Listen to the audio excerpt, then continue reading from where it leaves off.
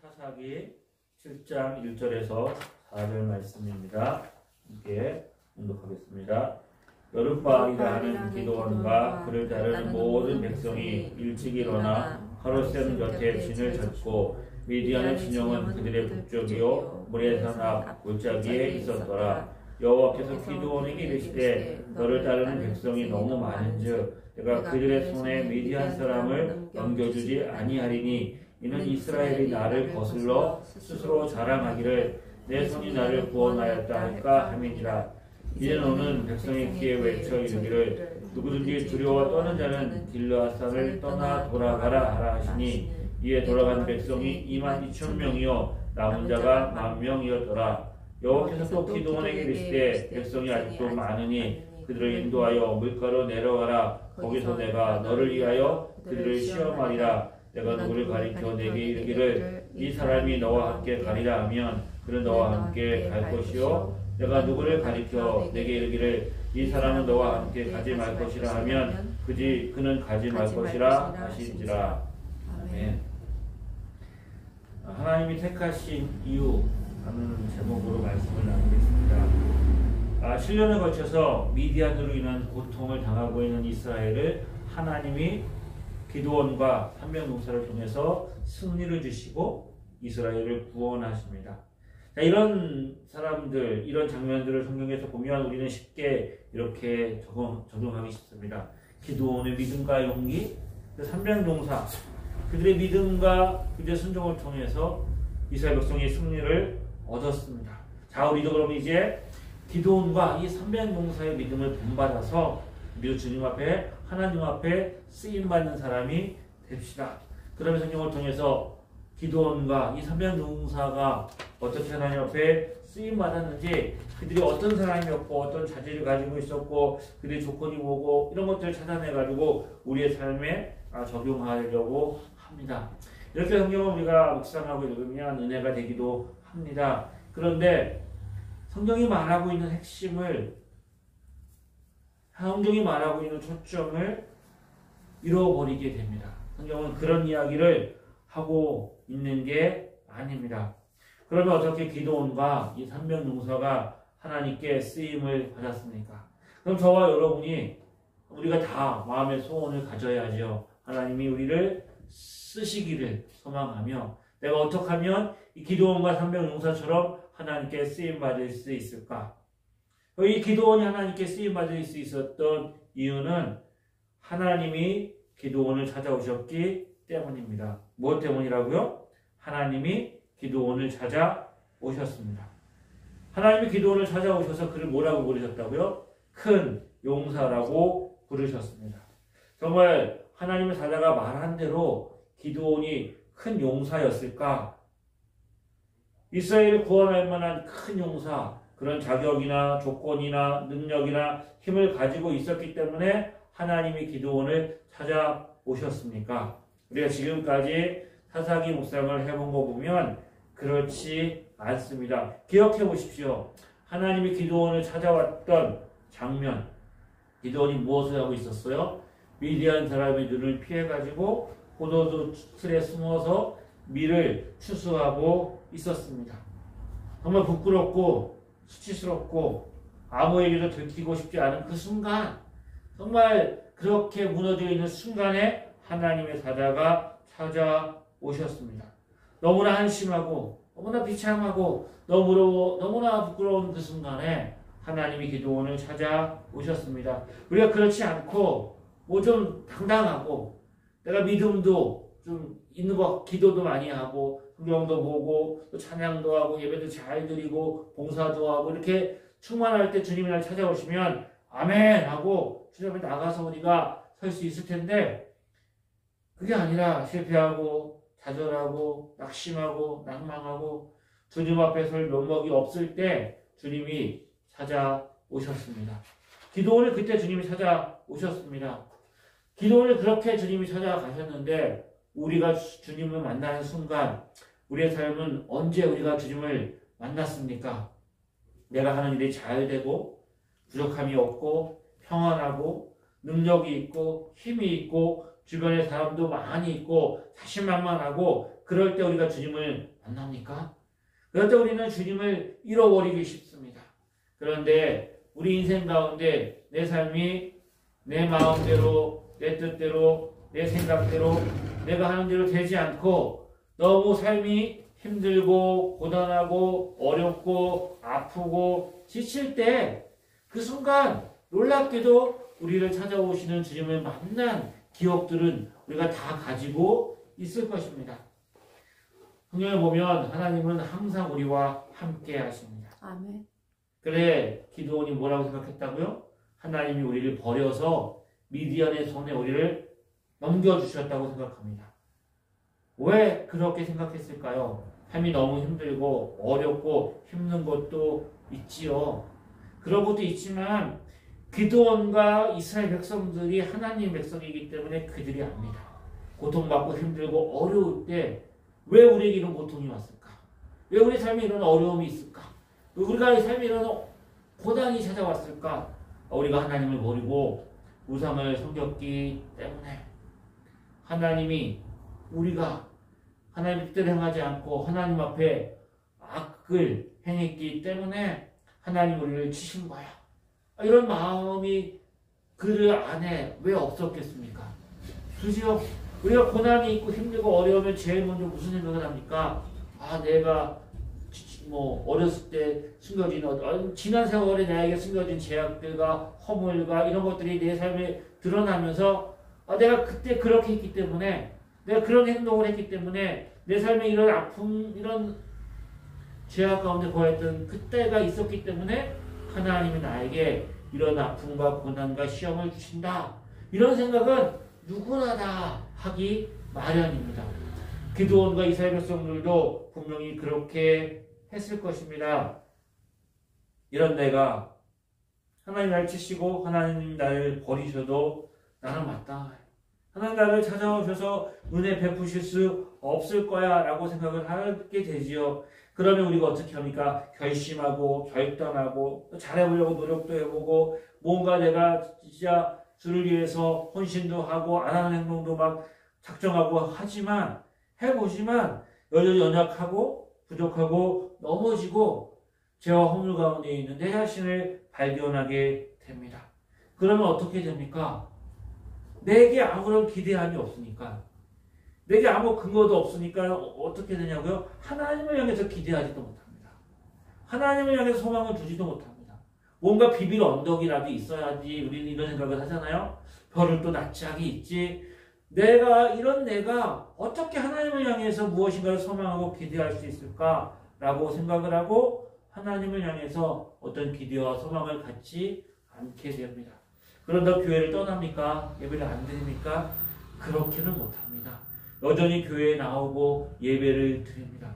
그것마저 안 하면 내가 지옥 갈지 모르니까 하나님 정말 날 저주할지 모르니까 아니 그것보다 하나님보다 그동안 내가 쌓아왔던 인간관계가 내 삶의 인간관계가 그 안에 있으니까 그거라도 내가 그 안에 있어야 내 삶을 살아갈 수 있으니까 그냥 교회는 나오고 예배는 드립니다. 하지만 하나님을 향해서 어떤 기대와 소망도 갖지 않고 형식적으로 습관적으로 나와서 예배 드리는 사람들이 되기도 하는 거죠. 하나님이 항상 함께 하시고 우리를 버리지 않는다고 말씀하십니다.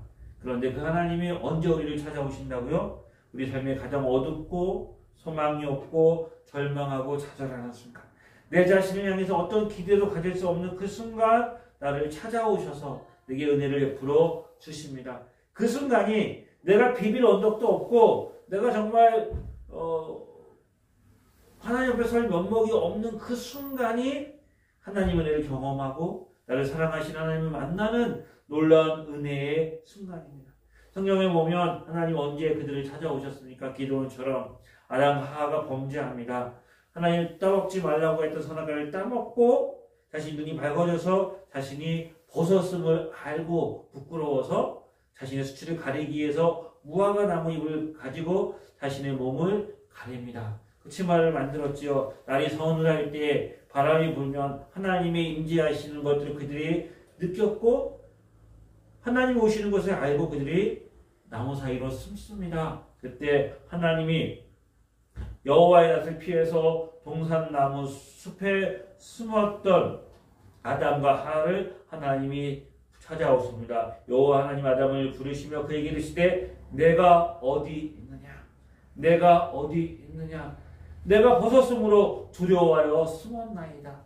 자신의 수치를 발견하고 자신이 하나님 말씀을 불순종하고 죄악 가운데 거했던 것을 발견하고 부끄러워 숨어있는 그때 하나님이 찾아오십니다.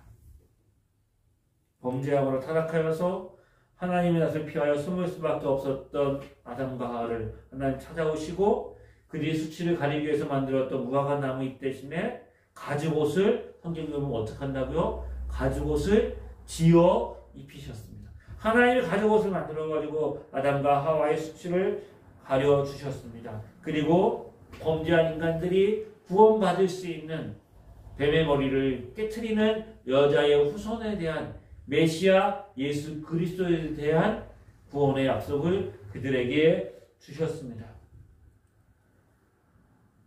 우리에게 소망이 있다면 그 이유는 하나님 우리를 찾아오셨기 때문입니다. 전혀 생각할 수도 없고 전혀 기대할 수도 없는 그 순간에 하나님이 찾아오십니다. 또 한 사람, 그런 하나님을 만난 사람이 있습니다. 너무나 많은데 대표적인 인물은 야곱입니다. 야곱이 아버지와 형을 속이고 장자의 축복권을 받았습니다. 하지만 형 에서가 자신을 상하게 할까봐 죽일까 두려워해서 삼촌 라반의 집으로 도망갑니다. 야방도주하는 거죠. 정처없이 길을 걷다가 그들 강야를 만났습니다. 밤이 되었습니다. 우리가 잘 아는 찬송가의 가사처럼 돌을 베개 삼아서 잠이 들었습니다. 그때 하늘이 열리고 하늘에서 사닥다리가 내려와서 하나님의 사자가 오르락내리락 하는 것을 발견하지요.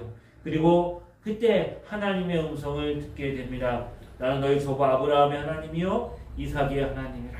그러면서 내가 보고 있는 땅 그리고 내가 보고 있는 이 땅을 내가 너에게 줄 것이다. 내가 반드시 너와 함께하고 너를 이 땅에 돌아오게 할 것이다 라고 말씀하십니다. 내가 너와 함께 있어 내가 어디로 가든지 너를 지키며 너를 이끌어 이 땅에 돌아오게 할지라. 내가 내게 허락한 것을 다 이루기까지 내가 너를 떠나지 아니하리라. 그때 야곱이 잠깨어서 한 유명한 말이 있습니다. 가연 여호와께서 가연 여기 계시거늘 내가 알지 못하였다. 하나님이 여기 계시는 것을 알지 못했어요. 왜요? 자신이 아버지 어머니를 섬기고 아버지 집을 떠나서 정처 없이 삼촌의 집으로 향해서 가는 그 길에 하나님이 함께 하실 것이라는 어떤 기대와 소망을 가질 수 없는 거예요. 자신이 행한 일이 있으니까. 자신의 처지가 있으니까. 자신이 너무나 부끄럽고 연약한데 이런 나와 하나님이 함께 하실 것이라는 것을 전혀 기대하지 못했어요. 이 야곱이 또 한 번 하나님을 만나죠. 삼촌의 집에서 돌아올 때 형 에서를 두려워해서 가족들을 다 앞에 보내고 자신이 앞복 나루에 있습니다. 하나님의 사자가 찾아오시죠. 밤새 씨름을 합니다. 아무것도 기대할 고 소망할 수 없는 그때에 여전히 하나님을 찾아오셔서 속이는 자 야곱을 하나님 겨루어 이긴 자 이스라엘로 그 이름을 바꿔 주십니다. 하나님이 찾아오십니다.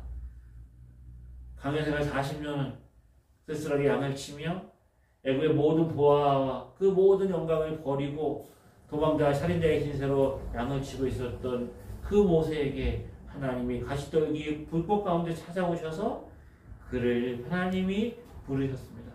선지자 요나가 언제 하나님을 만났습니까?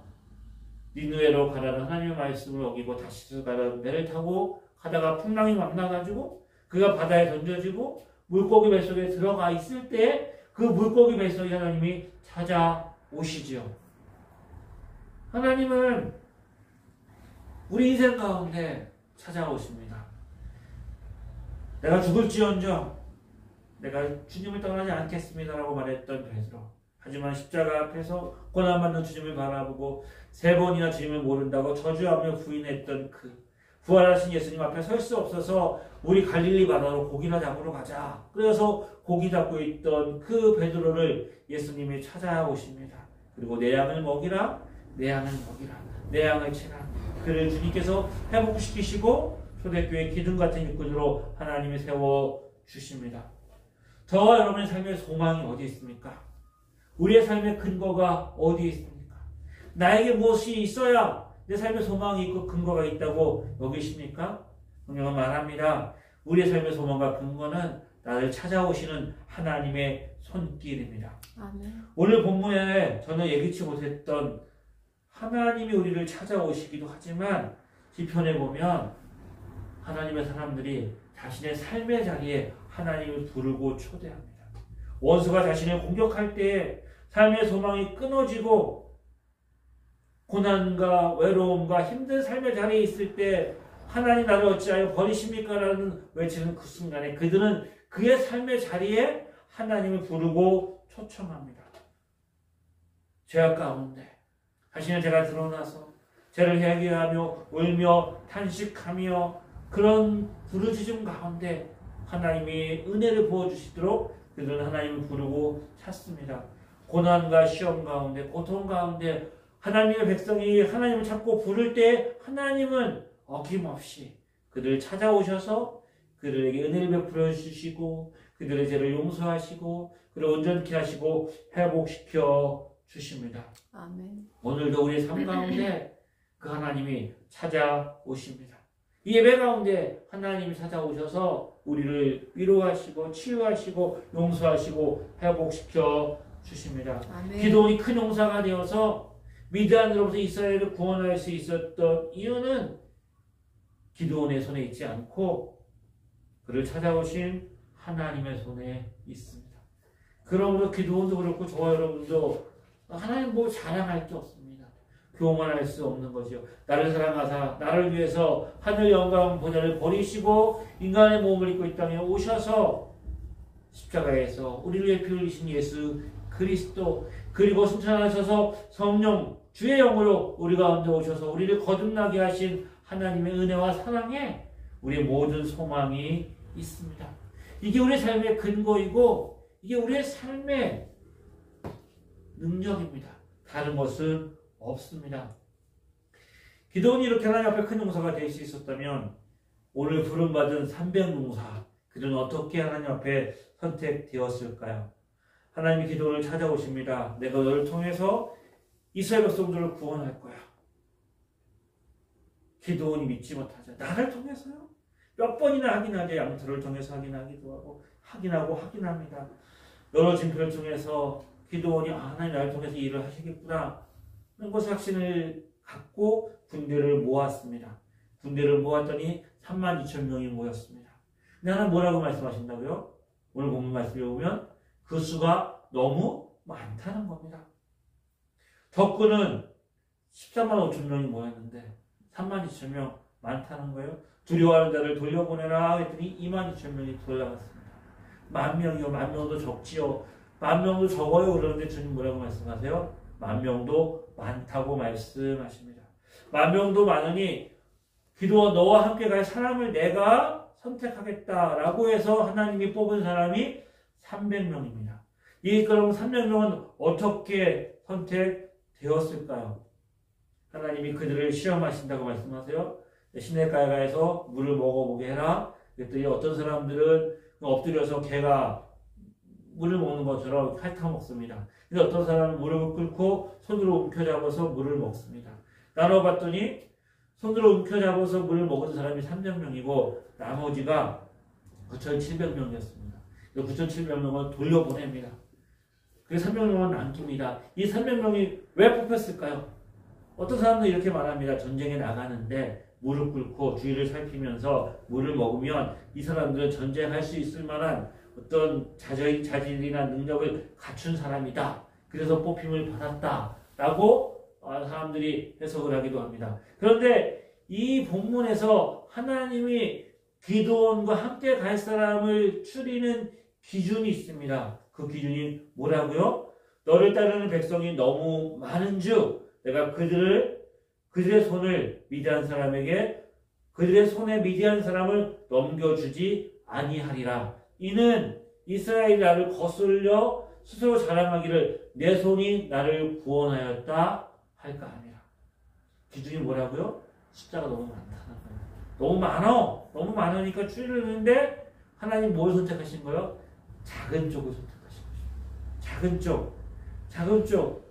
많은 사람이 아니라 작은 쪽을 선택하셔서 그들로 하여금 우리 손으로 우리 힘으로 우리가 미디안의 손에서 이스라엘을 구원했다라는 말을 하지 못하게 작은 수를 선택하셨다는 것입니다. 그를 선택한 사람들이 300명입니다. 저와 여러분은 택한 백성이라고 말하죠. 하나님 우리를 택하셨습니다. 택한 사람들입니다. 사람들은 기드온과 이 300농사가 뭔가 특별한 게 있었기 때문에 선택되었다라고 생각하고 그 특별한 것이 무엇인지를 찾으려고 하죠. 뭔가 특별한 것이 있었다. 그래서 우리 삶에는 뭔가 특별한 게 있어야 하나님께 선택받을 수 있다라는 생각을 하게 되지요. 그래서 이단들은 뭐라고 말합니까? 우리에게 특별한 게 있다. 하나님의 특별한 계시, 하나님의 특별한 말씀, 하나님의 특별한 어떤 은혜가 있기 때문에 이 특별한 것이 있어야 너희가 선택받고 너희가 천국 14만 4천 된다. 특별한 게 있다. 우리에게 있다. 우리에게. 특별한 게 있어야 된다고 생각을 하는 거죠. 정말 기도가 이 300농사가 뭔가 특별한 게 있어가지고 하나님 앞에 선택을 받았느냐? 본문은 그렇게 말하고 있지 않습니다. 수가 너무 많다. 줄여야 되겠다. 줄여서 너희들이 특별한 게 없어가지고 특별한 게 없어서 너희 손으로 미디안의 손에서 이스라엘을 구원한 게 아니라는 것을 내가 너희에게 알려주겠다. 숫자가 많으면 원래 숫자가 많으니까 특별한 이게 아니라 너희에게 특별한 게 없는 것. 이런 특별한 게 없는 사람들입니다. 전쟁을 치르는 방법도 보면 그렇지요. 그들의 특별한 능력으로 이긴 게 아니라 하나님이 그들을 미디안 사람들과 자기들끼리 싸워서 친구가 서로 죽이는 거죠. 죽이고 밤에 나팔을 불고 항아리에 횃불 넣다 깨트리고 그리고 소리를 지르고 이런 칼이나 하냐 하나님이 그들에게 승리를 주시지요. 그들의 특별한 이유는 전쟁에 나가 승리할 수 있는 어떤 자질이나 능력이나 힘이나 조건이 있어서가 아니라 그들의 특별한 이유는 하나님 그들을 택하셨다는 것입니다. 아멘. 하나님이 그들을 택하셨습니다. 저와 여러분을 하나님이 택하셨습니다. 아멘. 뭘 위해서? 하나님의 영광을 위해서.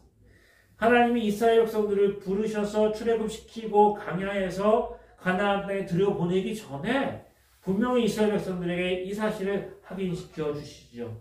신명기 7장 6절 8절에 보면 너는 여호와 네 하나님의 성민이라. 내 하나님 여호와께서 지상 만민 중에서 너를 자기 백성으로 자기 기업의 백성으로 택하셨나니 여호와께서 너희를 기뻐하서 너희를 택하심은 너희가 다른 민족보다 수가 가장 적으니라.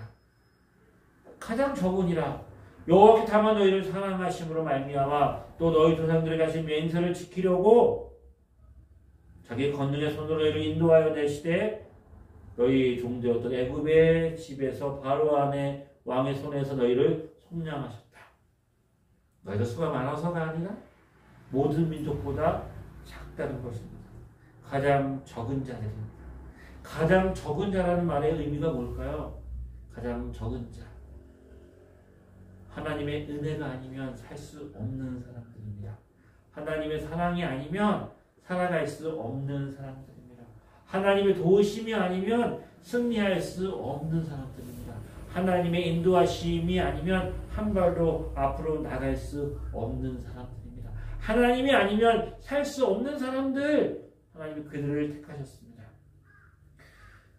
고린도전서 1장 26절에도 보면 고린도 교회가 은사도 많았고 능력도 많았고 많은 것을 가졌다고 서로 자랑하고 서로 시기하고 다투는 그들을 향하여서 사도 바울이 이렇게 말하죠. 형제들아 너희 부르심을 보라. 육체를 따라 지혜로운 자가 많지 아니하며 능한 자도 많지 아니하며 문벌이 좋은 자도 많지 아니하도다. 그러나 하나님께서 세상에 미련한 것들을 택하사 지혜 있는 데를 부끄럽게 하시고 세상에 약한 것들을 택하사 강한 것들을 부끄럽게 하려 하시며 세상에 천한 것들 멸시받는 것들 없는 것들을 택하사 있는 것들을 폐하려 하시나니 이는 아무 육체도 하나님 앞에서 자랑하지 못하게 하려 하심이라. 아멘. 근데 우리는 뭘 생각합니까? 강한 자, 좋은 자, 있는 자.